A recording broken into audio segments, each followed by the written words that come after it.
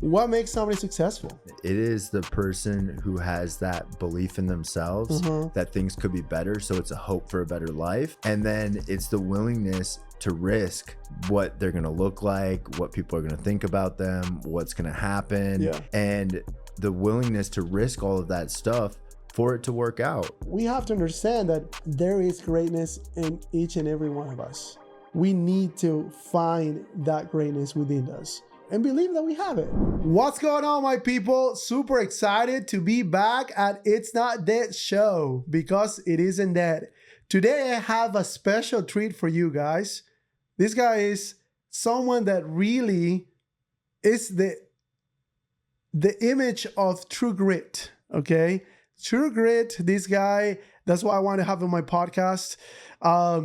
He's actually founded the Plugged In Recovery Facility. It's a recovery facility here in Scottsdale, Arizona, and just helping people recover from addiction. He definitely has a lot of experience when it comes to that, because he actually recovered himself, which I really like that. Not only because you're doing and helping people, but also because he's actually got the experience to be able to help these people, if that makes sense.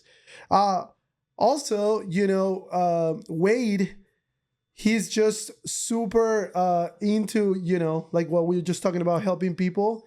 And then with that, we're just super excited to have him on. I just want to say that when it comes to this topic, a lot of people are like, hey, what works, what doesn't? And at the end of the day, sometimes we just talk about drug recovery or alcohol, but there's a lot of other things that are vices that you can be addicted to. So we can go into that as well. But anyway, well, welcome, man. Thank you so much for having me. I'm super excited to be here. Yeah, for sure, Wade. Well, talk to us about your journey a little bit, kind of give us, what you went through to be able to get to the point where you're actually having a successful business, basically from, addiction to actually having a successful business, whether that is, in recovery, but it could have been on anything else. Tell us about that. Yeah. So I can give you kind of a 10,000 foot overview of everything that had to happen.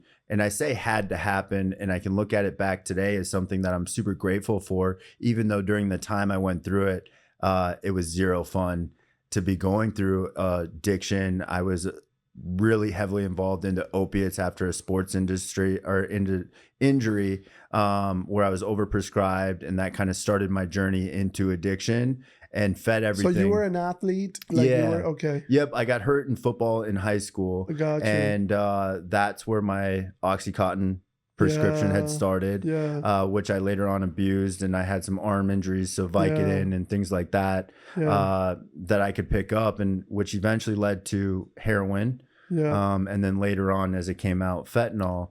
But realistically, it was a lot that was going on internally that I didn't have a solution for, and nothing filled that hole like opiates for me.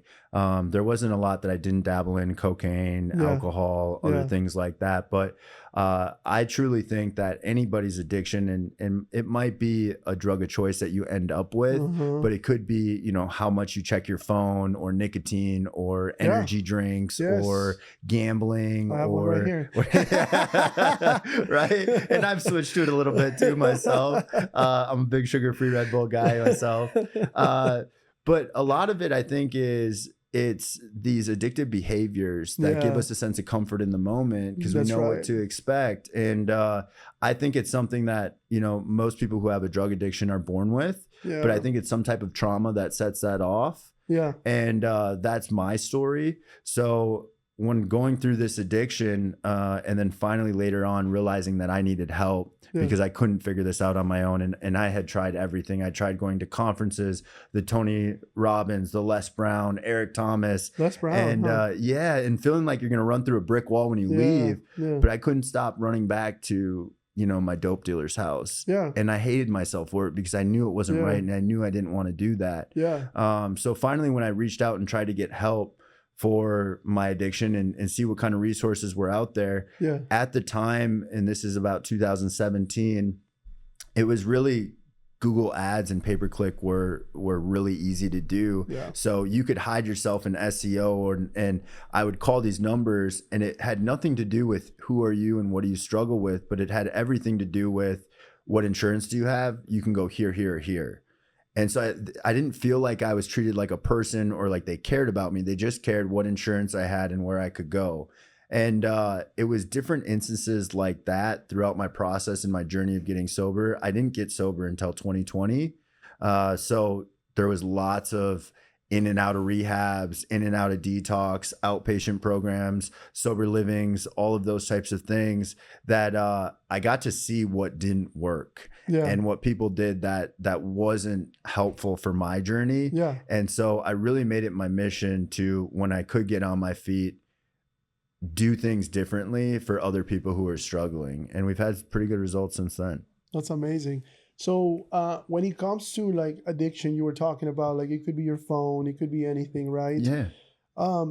What was the part that like you thought that it's like, okay, enough is enough? Like what was your like bottom point, I guess? So the one thing I can say with certainty is I had lots of bottom points, and my bottom points looked a lot different. There was one time when I was here in Arizona and I was homeless on the streets of Country Club and Brown in Mesa. Oh, wow. And I thought that was a low. And then there was another low that happened in early 2020 where I had this successful job at a technology company out here, and I was making, multiple six figures, and I was in a hotel room getting high by myself, and like that was a totally different type of low because I had all the things that I thought I needed, the money, the car, all of those things that I thought would make me happy when I was homeless and didn't have. And then I had all those things, and I realized at that moment, like, I am the problem. And I mean, when you're doing heroin or fentanyl, I think internally that you probably shouldn't be doing those things. Correct. But more so than anything else, I knew I had this blueprint for what my life wanted to look like and what it should look like. And doing heroin or fentanyl wasn't on that list. And once I was in that hotel room and I had all of the things that I thought would make me happy and realized I was still miserable and didn't want to be here anymore, I knew I needed to really try to rethink this thing. And you needed to overcome that to be able to get to the life that you wanted. Right? That was just something you needed to overcome, just like someone else would need to overcome something else, you know, to be successful. So with that, you mentioned, and that's kind of crazy. So you mentioned that you actually were homeless. And were you like actually asking for money? Like, I was holding a sign. Okay. So panhandling, basically. Panhandling for money on the streets. I can't picture it. It was summer in Arizona, and I'm a Minnesota boy, so I was not built for that heat. I was sunburnt. Living on 25-cent Wendy's Frosties. Which nobody should live on. Frosties. Not even with fries, just the Frosties. Just Frosties. It was like enough sugar and it was cold, so it would keep me going. But holding a sign for money, and I had no business doing that. If somebody had left over a burger that wasn't eaten, I was picking up that burger and eating it. Like I had no business doing that. And I had lines that I thought I would never cross that were crossed. And let me tell you a little bit about that. So I've never had a problem with addiction, especially not with drugs, but when I was growing up, we would go to this, like, it was kind of like a country club. A lot of rich people was there, but we got invited there, I grew up, not poor, quite poor, but definitely didn't have a lot of money. Okay. So with that, like, we would go there to this country club, and it was like lunchtime with my friends, and, we just didn't have money for lunch, and my friend said, hey, we just start asking for money in the country club. So we're literally just asking these people, like rich people, at their tables, saying, hey, could you give us money? Who want to eat lunch? But what I want to say on that, man, is what takes to be able to actually get out there and, like you said, cross that line that you thought you may never cross. Not in a bad way, because, you were trying to survive. And that's the thing. I was like an 11-year-old, a 10-year-old, just trying to eat lunch. You know what I mean? And actually putting yourself out there, and some people would look at us weird, right? It's like, I'm not gonna give you a dime, you know? Why are these like homeless kids allowed in my country club, right? But there's those kind individuals that are gonna give you that helping hand. And in entrepreneurship, right? Everybody, you know how like when they say, hey, self-made millionaire? Yeah. Nobody's self-made. No. No. Everybody needs help from somebody, right? 100. And got help from somebody else. Yes. And that's the part where I believe that, it's very crucial for the growth. And then once you are out there, you're very uncomfortable. You're basically, right, asking, let's say, for money or asking for help. Then that's the only time or the only place where you can actually get to that next level, get to that growth, or out of addiction in this case. You know what I mean? So that's very interesting. Very interesting, you know? So, okay, you're, you know, asking for money. Just to, I don't want to harp on this subject. No, it's all right. But basically, like, what does it look like? Like, how much money does, like, if you're panhandling, right? How much money somebody makes, like, panhandling, like on a day? There were a couple good days where I could put like $80 to $100 together. Wow. Yeah. And that's panhandling like for how long? 6 hours? Oh, probably not even, like, because every time you'd get to 20, you'd go get drugs.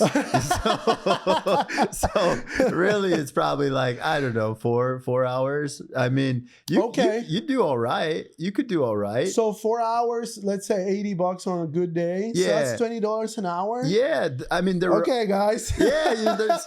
But there were days where it was 10 hours to get to 25, or days where you're out there in the rain. But that would be a good day, would be about 20 an hour. Yeah. Well, and it also speaks to the goodness of people that we were just talking about. People are willing to help. Yeah. I was just listening to a podcast, and it was, I believe he was the owner or the creator of Hewlett Packard. And he was like, you know, he had called the owner of another, you know, IBM or I believe, or Microsoft. And he had worked directly with either Bill Gates or somebody close to him. And he just had it was just a phone call that he made to Microsoft, if that makes sense.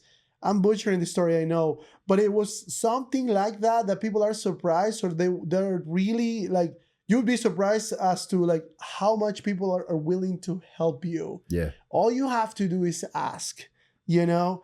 But the problem is, before you get to that point of like actually asking, number one, you need to know what question you need to ask. Yes. Right? Yes. Because that's very important. And then you need to know who to ask. Right. Right. And you're never going to get to that point unless you're in the grind. Yeah. You know, if you're actually grinding, if you're actually in the sun, actually talking to people and putting yourself out there, that's when you actually know, oh, shoot, no, that question wasn't a good one. Oh, that person wasn't the right person to ask. But you're never going to know that until you're actually doing it.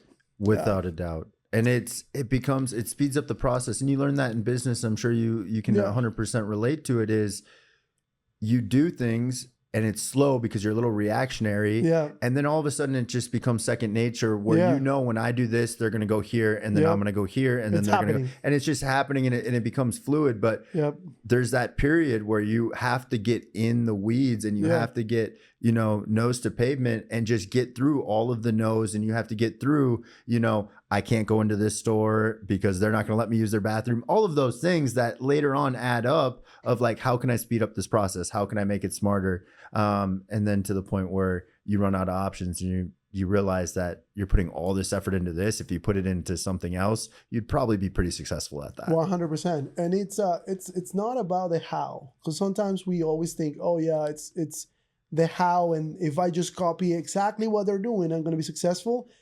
It really isn't. You know, Elon Musk, you know, everybody knows this, that he opened up all his patents, every single one of them, you know, to Chevy, to, Audi, to all these car manufacturers, and said, hey, yeah, go copy everything I'm doing. Go for it, please. Yeah. Because he knew that even though they were going to know his how, they didn't have the who's, Yep. the people, right? And I mean, he's an amazing who, Yeah. but obviously, you know, all the people that you can encounter and also the experience, right? Right. I think that nowadays, a lot of kids, you know, or even people our age, you know, they want to go into just, you know, bypass the experience. And I'm sorry, you can't bypass experience, No. unfortunately, you know. And that's the part where, like, you know, we're going into this situation where, like, in your case, you went through an experience and now you know what pain is associated with that you know don't want to do it again, right? In fact, you want to help people to stay away from that. Yeah. Yeah, without a doubt. And it gives me an experience in my space specifically. It allowed me to be able to reach people that I would have never been able to reach. Yeah. Because I can say, I've been exactly where you're at. Here's how I got out. Let me show you the way. And they believe me because I can tell them all the stories that only they could relate to. Yeah. You know, walking around in a backpack gang and sleeping by a canal and cardboard boxes and all of those things that, you know, that experience I get to use today to help somebody specifically that I would not have been able to relate to before, and I can get their buy-in. But like that experience takes that experience, and time takes time. There's no way to rush that. You know, it's people like to think I'm going to have this well thought out plan and I'm going to know everything that happens in between. And realistically, half the time you're building the plane as it's already in the air. Correct. Or the parachute as you're going down. As you're going down. That's true. So, okay. When it comes to recovery, okay, we assume even the word recovering means that you're trying to get out of something, and it usually implies the fact that you're not really in control, right? Which again, you know, I had some friends, man, like this friend particularly. I know that he's been in and out of recovery for so long, and he right now he's out and he's sober. But man, he was the most amazing guy, you know, and before he got into drugs, very smart. I mean, he's still very smart. Yeah. But not able to achieve that success, right? Because of this big issue, right? So with that, like my point being is, what do we say as far as like what recovery is and being broken and not being in control, right?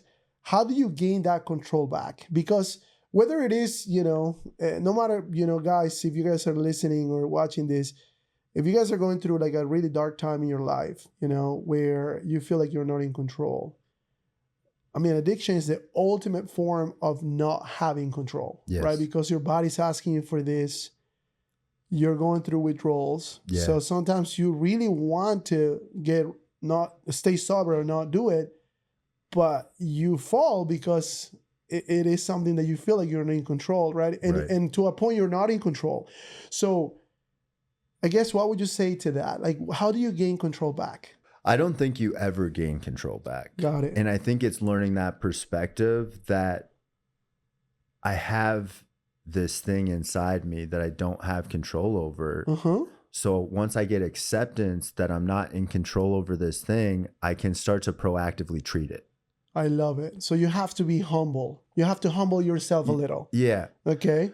I know if I pick up an opiate or a drink or cocaine or that I'm not going to be able to stop at just one. Yeah. So I don't ever have control over that drug. What I have control over is what I do before I ever would pick that up. Yeah. I have control over, you know, maybe it's somebody who has you know, porn addiction or whatever it is.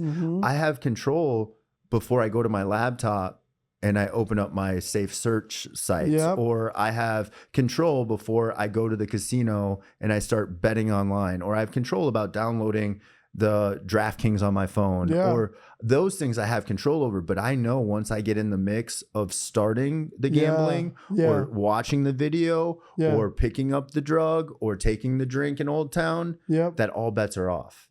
Got you.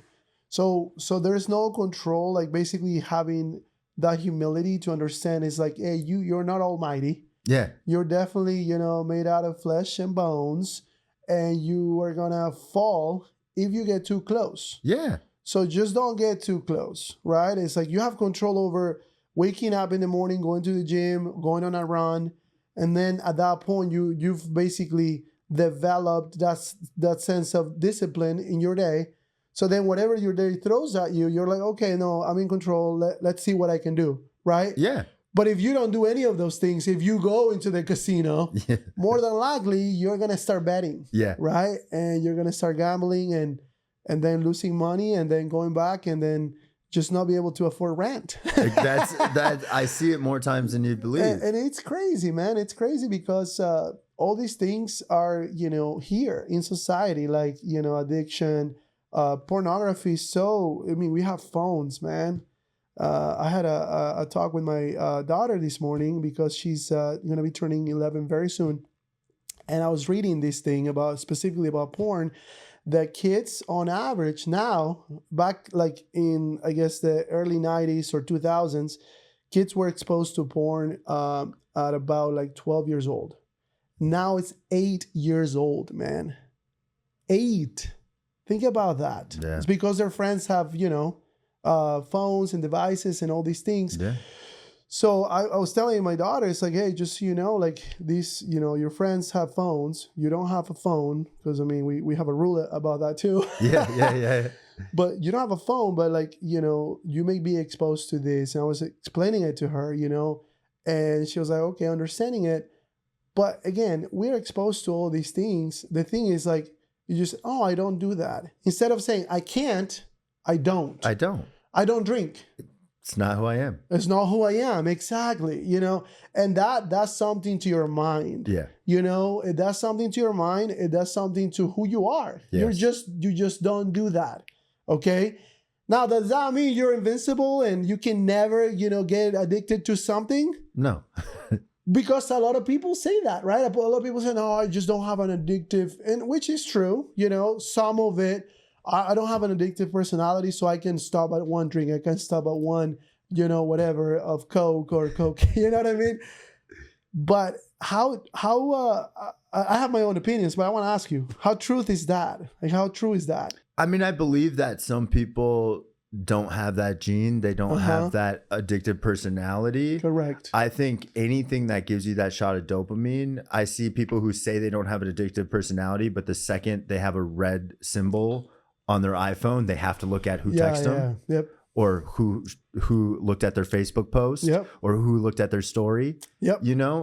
Which I would say is an addictive personality. Yep. There's also things out there like opiates and stuff where you're gonna get physically addicted regardless. Correct. If you're on it. But some people, like even if you don't have an addictive personality, you're gonna get addicted. Yeah, because your body's asking for it. Your body's begging for it. Yeah.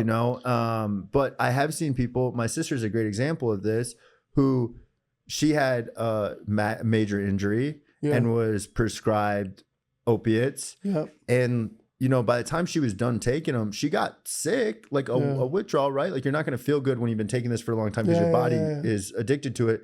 But she has it in her where she got sick and was like, I don't want that again. Correct. And for me, I had been that sick so many times, and I still go back to it, tricking myself that this time would be different, or my ego of like, here's how I'm going to control it this time. Or, even the insane thought of, I know exactly what's going to happen, but I'm going to do it anyway. And there's just so much insanity that can go into it. But I see people who they would have the opportunity to get into recovery and to change their life, but their ego gets in the way. That sense of self of it makes me less than because I can't do this thing. I get to live a really happy and free life today. I can go out in Old Town. I don't, but I could go to the clubs if I wanted to. I go to concerts. I do these types of things. And it's just not who I am to pick up a drink. It's not who I am to use cocaine. I respond differently than most other people, and I'm really, really happy with the life I live today. Correct. Yeah, it's just not who you are. Yeah. You've decided who you are.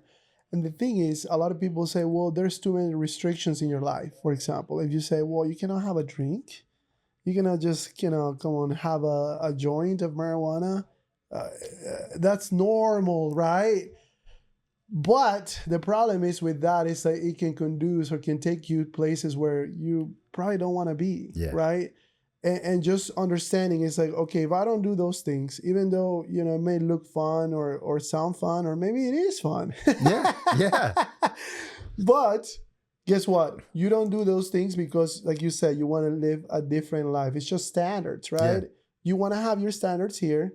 If you don't want to live like that, sure, cool, man. You want to go to a concert and drink and smoke? Perfect. I don't do that. I still go to the same concert. Yeah. But I don't do that. You know what I mean? Because my standards are just different. And with that, like, I think that people understanding that, knowing that, kind of like what everybody says, like, choose your heart. It is hard not to, you know, let's say not to have fun, whatever. But it's also hard if you get addicted.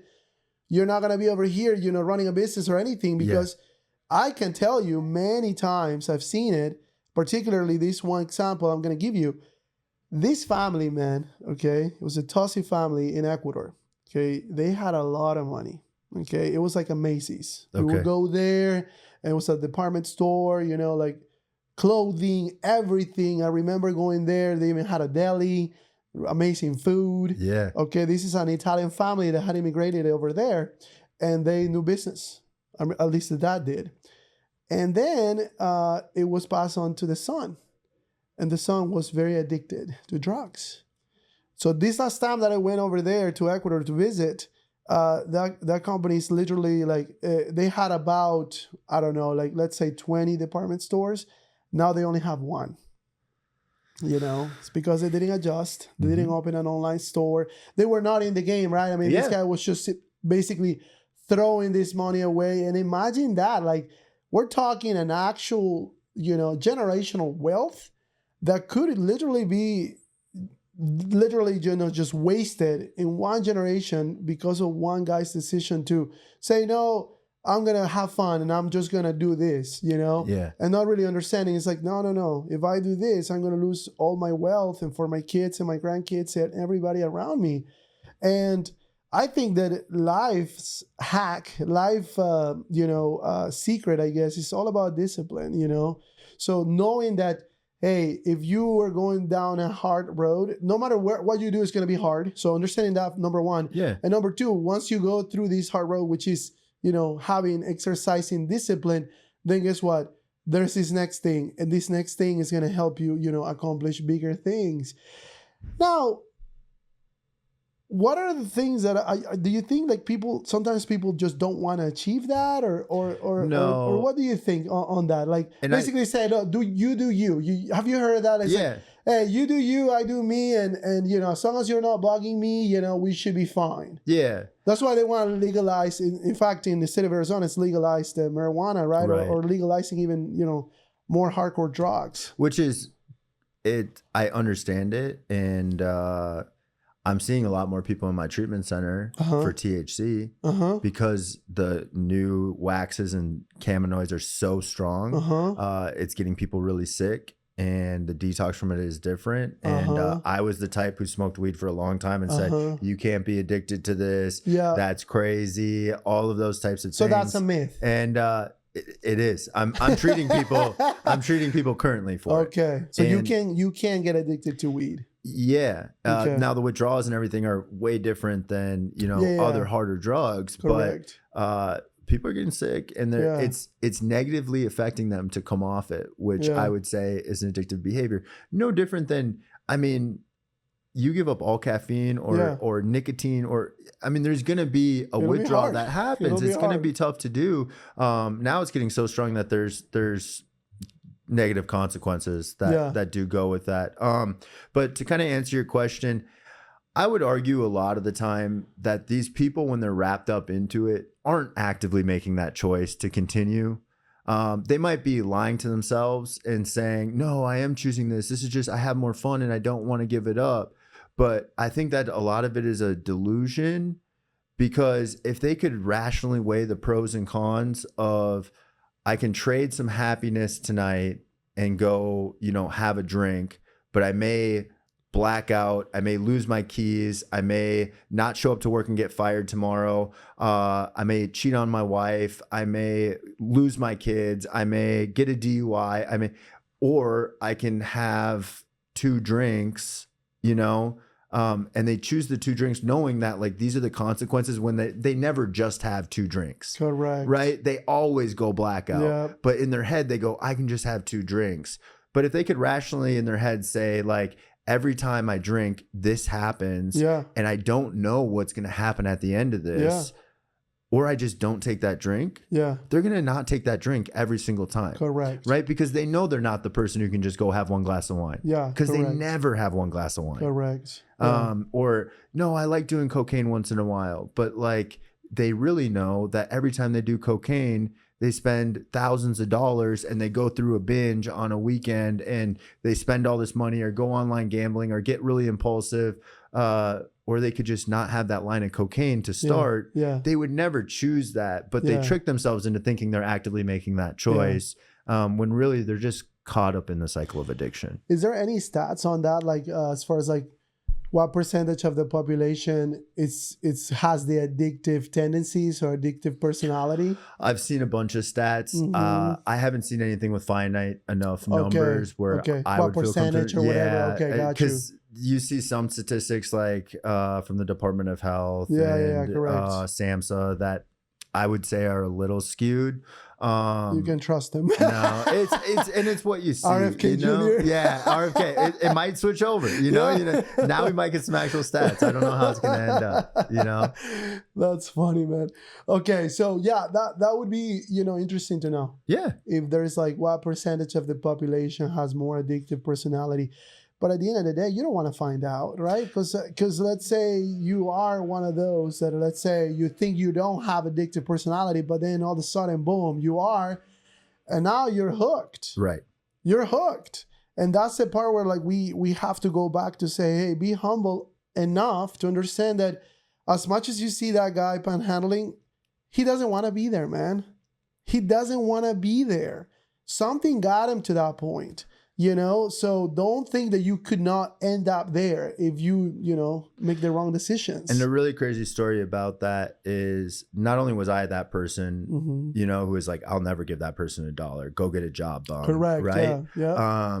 And later on, I remember driving in Arizona with my mom, who was down here, and I had gotten sober, and I rolled down the window because now I always give. Yeah. Because I know them, right? Yeah, like correct. I was them. Yeah. But I remember my mom making a comment about, well, he'd have more money if he didn't have his dog. Yeah. And I got to explain to her, because of the people that I had met on the street, that dog is their only companion. That dog that you see, like, well, if he didn't have to give what, that's the only thing that sits and listens to him all day long, that he can talk to, that he feels understood by, that, he can pet and feel some sort of comfort in this miserable existence that he feels in his heart. Yeah. And we might look at it as, well, you'd be farther ahead if you didn't just have that dog. And the reality could be he might have killed himself if he didn't have that dog. Wow. It's true. 100%. And a lot of the times, like, people don't understand like the mental state of mind or mental state of somebody, right? It's like, what are they going through? And it's all a mindset, right? It's all a head game, basically. Yeah. But, I mean, there's always good news, right? Yeah. There's always people like you that are willing to help, that are willing to actually say, hey, you know what? Enough is enough. You can, get out of this situation. Yeah. But you're going to need help, Yeah. I can tell you, man, like, it's not nothing like drugs. But I was addicted to sugar. Yeah. I was overweight, about 45 pounds overweight. And I remember it was like I would drink Coca-Cola, Coke, and sugar with sugar. I would actually drink the good Coke, the Mexican Coke with sugar, cane sugar or whatever. And I found myself one of the days, because I was trying to quit sugar, just sugar, right? And I was switching to Diet Coke. And I was trying to do that in the middle of that. And I was running, I was eating healthy. I was really like, enough was enough for me. So I was like, okay, I'm gonna lose weight. I'm gonna be in shape because of my mental health, because of my kids, because of what I want in my life, you know, who I want to be. But one of the days I literally woke up, man, and it's crazy. It's crazy because we're talking about just Coca-Cola, bro. It's nothing. Like people are like, well, come on. It's not cocaine, right? But I woke up like it was 1 a.m. I would go to the pantry, man, and found this Coke. You know, it was a Coca-Cola, not diet, but actual Coke. And I go into, you know, get some ice, and like literally wasn't even thinking about it. I was just doing it, right? Yeah. Pour it and drink it, like literally in one chug, man, one can. And then as soon as that happened, I was like, shoot, I'm not in control, man. What the heck? You know, like I literally looked in the mirror and I was like, hey, this is not okay. It's not okay, man. It's just not okay because you're not in control. And I think that that's a red flag for you or anybody listening. If you find yourself in a situation where you cannot not do it, which means that you're not in control anymore, you got to stop doing that. You just have to know, okay, I got to stop doing that right now before it gets worse. Yeah. You know? So, you know, and then that was my last Coca-Cola, you know, and then I just switched to Diet Coke, you know, but it was hard. Very hard. And I bet you there was days where you sat around saying a Coke would be nice right now. Yes. Yeah. Because it's routine. It's habit. Correct. And even now, like you said, you're not completely in control. Because when I see that Coca-Cola sitting there, you know, I was like, oh, I could totally order I'm in shape now. I'm good. I can afford a Coca-Cola, you know, full of sugar. But I don't do it because I know that if I get one, who knows? I'm that much closer to 2. Yes. Exactly. So, and it's stupid, I know. No. But, you know, for anybody listening, you can apply that to anything. It might not even be something that actually you consume, right? Or put into your body. It might be that you oversleep, you know, or you, I don't know, whatever else. Or maybe you are going to college and you're not really reading the assignments and you're watching or you're scrolling mindlessly on Facebook or Instagram. Those are the things that, again, you got to stop yourself and be like, hey, this is enough is enough. I'm going to change my life and I'm going to, you know, do it for the better. Yeah. Yeah. And it's one little step at a time. I think people, you forget with any of these types of habits or anything that you might be going through, you didn't get this way overnight. Yep. It's years of habits. It's years of the bad behaviors. It's years of the no impulse control. And it's going to take calculated thought and a moment of pause because your routine or your instinct is going to be to go grab the Coke. Yep. It's going to be waking up at 1 a.m, probably not even in a full frame of mind, and walking downstairs and pouring it and not even know what happened until it hit your lips. Yeah. It is going to take, you know, days, weeks, months, but any habit that you have, and especially if it's drug addiction or alcoholism, I think I look at it as a superpower. I really do, because I was just saying this out there. I had to learn how to hold a job and hit a sales quota and stay high. Yep. And meet my drug dealer. Yep. And do this and hide it from my family and do this, but still hit that. Yeah. So when I got to like take all of these things off my plate and I could just focus on this, you got plenty of time on your hands. Like, this is super easy, because I had to get really good at this in just the little time so I could like keep my job. Yeah. So when all this stuff went away, it wasn't like a little growth. It was like I got super successful really fast. That's true. Because I'm really good now at hyper focusing on what I want. I was super hyper focused on getting the drug each day because I wanted to feel okay. Correct. So I can like super hyper focus on goals, dreams, ambitions. How do I get there? I can be in a room full of people and my mind can be just like it used to be on drugs. Yep. My mind can still be in that same room full of people. Yep. And I'm like focused on how do I grow this, or how do I get through this problem, or I'm dealing with this. And I think that's just something that people can look at it as a bad trait, right? And sometimes I can be not as present as I want. Yeah. But I really look at it as I'm I'm really capable and extremely good at doing that. Correct. As long as I harness it in the right way. Yeah, no, I believe it. How many people do you have in your treatment center now? So I have a 10-bed residential, and then I own 11 sober living homes. So I have 120 residents in those. Okay. So we have 120. 120. Wow. Yeah. So we currently have 130 beds. Wow. That's amazing. That's amazing. What's the average of somebody like, and I know it depends, right? But somebody actually, you know, making it out of the facility. Like usually you have people like 6 weeks, 6 months. So we have talking about like what you're saying, like you got to break the habit and then, you know what I mean? Going through a process, right? Because we're talking about timelines, right? And saying, hey, look, it takes experience to build a business. But also it takes, you know, a while to get out of a rut or to get out of somewhere where you don't want to be. Yeah.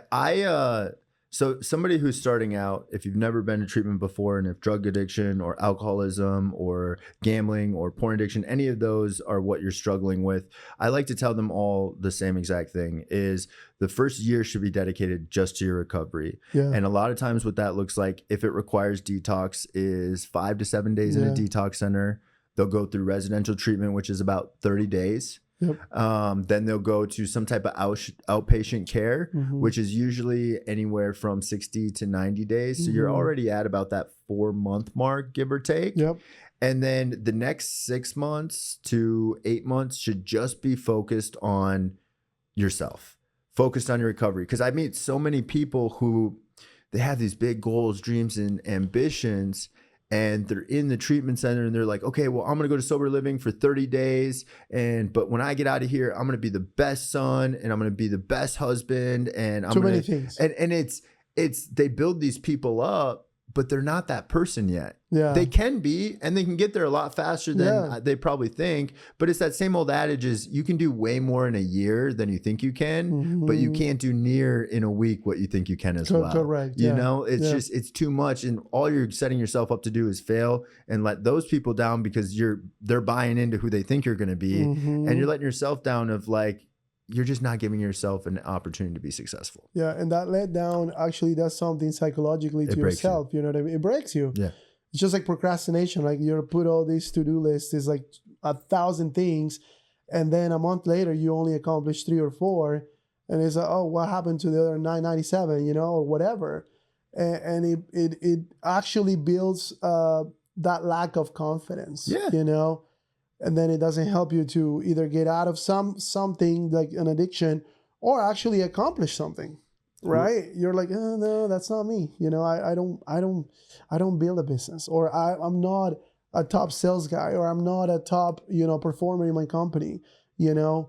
But it's true, man. Like 100%, like you have to understand as a human, you know, that it's just a process. Everything, it's a process. You know what I mean? Yeah. So. And those types of things, again, it goes back to like how you identify is you put 100 things on this list and you look at the end of the month that you were only able to nail out 5 of them. Yeah. And now in your head, you're a person who doesn't get things done. Yeah. You're a procrastinator. You're all of these negative things instead of just putting 10 things that might be a little bit of a stretch, but very obtainable to do. Yeah. And you hit those 10 things that get you to a larger goal. And before you know it, you can look back and say, well, I did those 10 things. I am someone who gets things done. I am someone who accomplishes their goals. And you build this reframing of who you are that, again, it's a snowball. When it starts rolling downhill and it gets bigger and bigger, that momentum carries on. It's just starting small. Momentum is crucial, right? Yeah. And we all know we got to build it. The problem is to get to that point. It's like to build it. Once you're there, it's a lot easier to maintain. Yep. So you do have, out of these 120 beds, 120 people, do you have people in there just for porn addiction or no? Yeah. Just for porn, like literally just porn. Yes. Wow. That is wild. Yeah. So, okay, I listened to this other podcast and he had somebody, because he's like a religious guy, and he had somebody write him a letter and saying, hey man, like I have quit being able to, he had an addiction to cocaine, an addiction to heroin, alcohol as well. And he said, all those three are nothing compared to porn, he said. And he was talking about this. Obviously, it wasn't him. It was like the person that wrote the letter.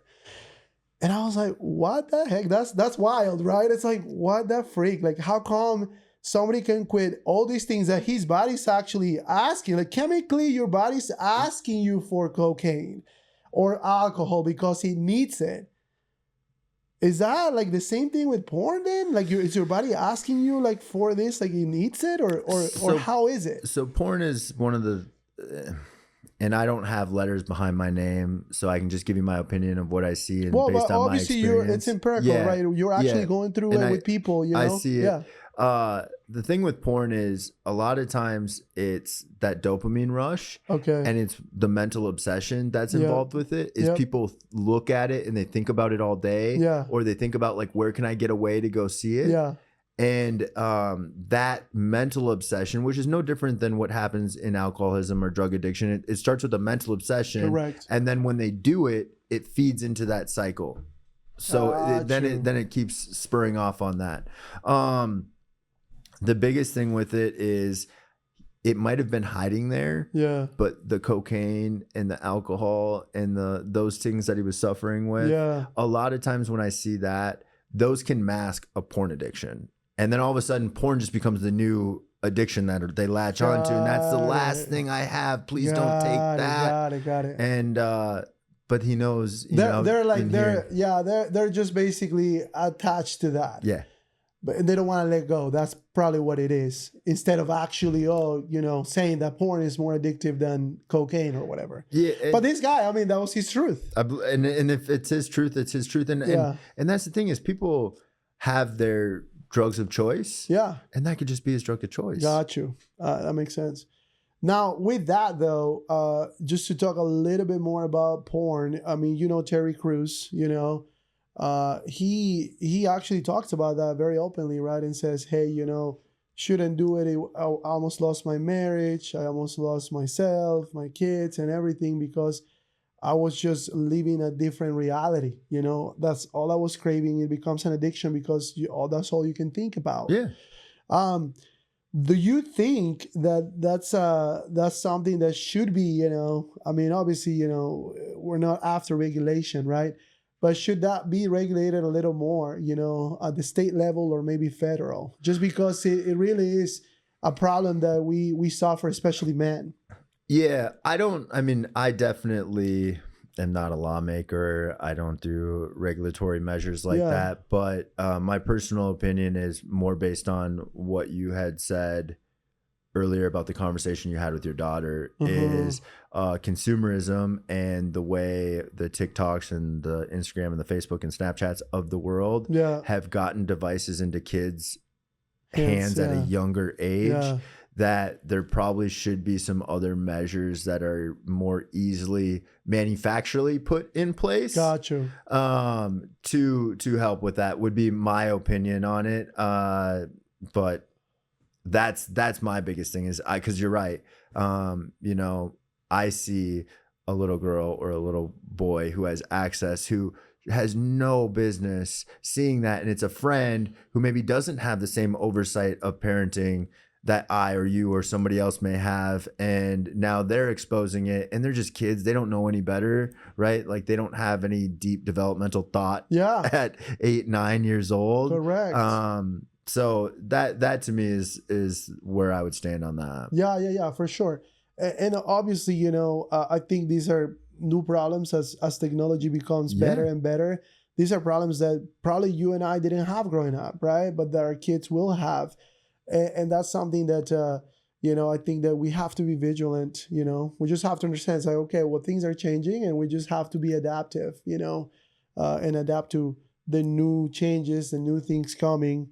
And just understanding that, like, up until today, I swear, I had no idea that people would like literally say, hey, I need to recover from porn and I need to get in and actually go into a recovery facility. Yeah. I had no idea. So that's the thing. Yeah. And people need to understand, it's like, hey, this is an actual thing. This is a real problem in society right now. Because at the end of the day, if you have too many people that are addicted to something like that, right? then at that point you're like, okay, then I don't have, like, the majority of people are addicted to something. Dude, like, we don't have a society anymore. Yeah. You know what I mean? So we have to protect everything that we have, like society, protect our kids, protect our family and our neighbor. You're right. You know what I mean? So with that, obviously, I'm very against over regulation. Yeah. But I just ask you because, you know, you're in that industry. So I just was wondering. And it's an issue because you see the dopamine hits that it provides. Yeah. And I don't know. I think it's, to me, the most common sense thing to do for anybody. You wouldn't think, but if I have something that is negatively impacting my life to the point where I could lose family, I could lose relationships, I could lose a job, I could lose anything. To go away for 30 days or 45 days or to get counseling or seek that outside help is such a small price to pay than giving up maybe a year's worth of relationship that I've had with a wife, or, you know, my kids being in my life. Or I've seen people who have gone down a dark path and it was a porn addiction. And obviously that dopamine hit has to grow bigger and bigger and bigger. And it led them down different sites and different sites and different sites. And now they're serving time because it ended up with, you know, minor pictures or stuff like that. And like, that's not where they started. And that's not who they were, but that's where they ended up. And like, that's a really real possibility if you continue down that path, even though you say that'll never happen to me. That'll never happen to me. I've seen it happen to people. Just like you were the guy that said, hey, don't give them a dime because those guys, you know, they're drug addicts. I'm not going to give you $1. But then you were at that point. Because in your head, you're like, I'm never going to go there. But it starts somewhere. And that's the part where, like, we just have to know that. We have to be humble enough to know that, you know, we all could be there. We all could be there. Wow, that's wild, though. So that makes sense. So at that point, like, if you're telling me, hey, you could be, if you go down this path, you may be serving time, you know, because you get into, you know, basically now it's illegal kind of porn, right? Which is super disgusting. 100%. But again, that person probably thought the same thing at one point. I was like, no, this is disgusting. I would never do that. But then they find themselves doing it. Wow. And then that's the ultimate way of not being in control. Without a doubt. The ultimate way, when you thought, no, I'm in control. Nobody's going to give me rules. Nobody's going to tell me what to do. You know, I'm going to have fun. But guess what? It's not really fun. Right? It's not really fun, right? It's really not regulations or rules, you know. It's more of a, again, going back to standards, it's just a better standard. That's all it is. You got to look at it that way. It's not like, oh, you put so many rules around me, I cannot go and jump that fence. It's like, no.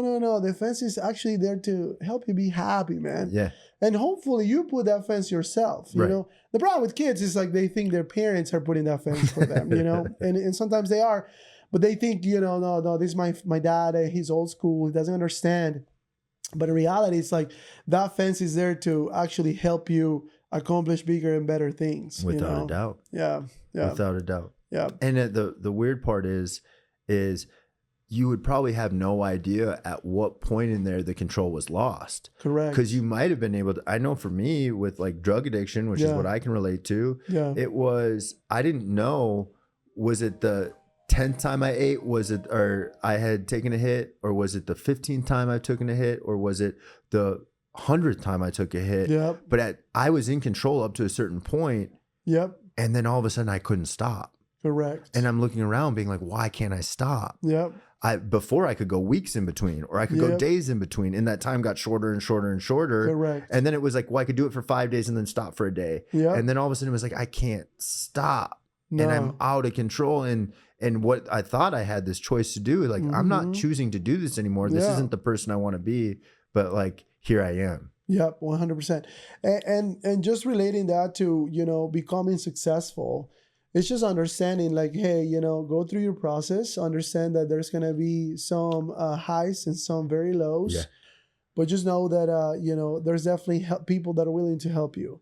People that are there because not only maybe they've gone through it, but also that it's just a helping hand, right? It's a helping hand. They're there to tell you, hey, you know, I like you. I see what you're going through, and I'm just gonna help you. Yeah. The thing is, a lot of the times we just think that I guess we underestimate the willingness of somebody else to help us. We just do. And with so much in social media, and obviously in social media, all you see is something that's going to conduce you to either porn or something that's going to conduce you to thinking that the world is doomed, Yeah. right? That there's no good people anymore. And that's not the case. You know what I mean? It's just not the case. People are willing to help. There's a lot of good people out there. And obviously with that, I mean, it's just understanding that you're also wanting to change and obviously willing to ask for help. Just coming from a place of humility. Yeah. So, but cool, man. Well, I also want to touch base or talk about, what you think makes somebody successful, right? Because obviously, you're actually coming from a place where, right, you're very, you have a past within, the addiction place or realm. On my side, I don't really never had a drug in my life, not even marijuana. I've never had a drink of alcohol in my life. I never had cigarettes, never smoked in my life. So, but we're both successful. Make sense? Yeah. So obviously you don't have to go through this to be successful. You don't have to not do anything wrong to be successful, right? What makes somebody successful? Just in my opinion, it is the person who has that belief in themselves that things could be better. So it's a hope for a better life. Okay. And then it's the willingness to risk what they're going to look like, what people are going to think about them, what's going to happen. Yeah. And the willingness to risk all of that stuff for it to work out. You learn along the way that as long as it's just constant improvement and it's going in the right direction, that's all it's going to take. And it doesn't matter your path to get there. Just like with recovery, everybody's path can look different. Correct. You know, I knew what worked for me, which is how I can help other people, just like you knew what worked for you, which is how you can help other people. And I think that's what makes this thing so special. Got it. Is there's not one path to that success, but most of the traits all align with the same thing of you have to be someone who knows that things could be better. Yep. Or you're never going to try it. And then you have to actually put some skin in the game to risk it to get there. Yeah. And then with experience, the rest. I love that. Tony Robbins, you talked about Tony Robbins. He actually talks about this one trait. He says, you don't have to be aggressive because people think, oh yeah, successful people are very aggressive or they're alphas or whatever. None of that is true. There's people that are, like Bill Gates. He's not definitely aggressive. He's not that competitive. But he became very successful in his niche. And he said the one trait is according to Tony Robbins, obviously, the one trait that every successful millionaire has is that they're very decisive. Kind of like what you're talking about. They have to believe or hope for a better you or for a better life, right? And with that comes, if you know that you have that hope, you got to be decisive. You got to make decisions here. Don't think about, oh, well, should I do that? Should I? No, it's like, come on, let's go. Let's do it. Yeah. Boom, you go down that path and you're like, oh, that wasn't the right path. Okay, let's go back. Going back to the drawing board. And then again, let's go again. By the third time, you're perfected that. And guess what? You're on your road to success. Yeah. So yeah, I think there's a lot of it. But again, I do not like when people say, oh yeah, follow this recipe. There's no recipe. There's no recipe. There's just no recipe. No. Everybody has a different path. We are totally, it's like almost like different worlds, right? Different humans. We don't know the background, your background, my background, the people that I'm with every day or how upbringing, all these things are going to affect how I'm going to, like my output in life or outlooks are in life. And idiosyncrasies, right? Yeah. It's like what I think is true, what I think is not true, right? And then based on that, you find what works for you, and then you can be successful, And obviously, we talk about it as if it were simple. It is a lot more complicated than that, but at the end of the day, it is as simple as that. Yeah, it really is. It's like what works for you specifically. And you have those, I think, those simple key traits and that willingness to do those things, Yeah. and that decisiveness that I'm going to do this and I'll figure it out. Yeah. But one thing I can say, and I don't know if you have this experience or not with your business, but have you ever been super successful at one portion of your business and then you open up a new department or a new category and you think you're going to do the exact same thing over here, and it's like, well, I have the secret to success, and then all of a sudden it's like, wait, this is way harder, it's not working out. And so it's that same thing. It's learning how to make that thing work. Yeah. But there's no one path to this is how I'm going to have the Midas touch and everything's going to turn to gold. It goes through a lot of pain, a lot of learning, a lot of long nights, a lot of readjusting. But eventually you're going forward. Yeah. And it's true. You know, I think that there is a God, and that there is, you know, a path to success, and that we're all meant to do something great in life. Yeah. You know, it's just a matter of like, do we choose that path of greatness, or do we choose the path of least resistance? And the path of least resistance usually conduces to, you know, like ending up, you know, like you said, you know, panhandling, or maybe at a different place, or maybe in jail. Yeah. That's horrible. But yeah, like I think that it's definitely something that people just need to keep in mind and say, hey, you know, I am meant for something great. You know, and that there's plenty of room on top. You know, like I think that's a huge misconception that it's like, oh no, like, you know, there's only however many millionaires, there's only however much money. That's why I really love Elon Musk, is because he talks about that. And because I mean, he talks about people having more kids. We need more kids. We need more families, you know, and because he believes that there's plenty of water. Like somebody was interviewing him and said, there's no water. He's like, what are you talking about? 70% of Earth is water. So, you know, he has his ways. He's a genius. But the truth is like, you know, we have to understand that there is greatness in each and every one of us. There is greatness. Yeah. And we just have to find it, you know, and whether we do it or we kind of like stumble upon it while we're on our way to success, or somebody's telling us, you know, because we talked about needing people around us, great people around us. We need to find that greatness within us, you know, and believe that we have it, you know, because I know we have it. Obviously, on your side, you're actually changing people's lives. Like we install solar panels and we change people's lives too. But on your side, it's like more directed to their behavior, who they are as a person. You know what I mean? So that's huge. And on that, like you see it every day, how they're actually changing from addiction to not.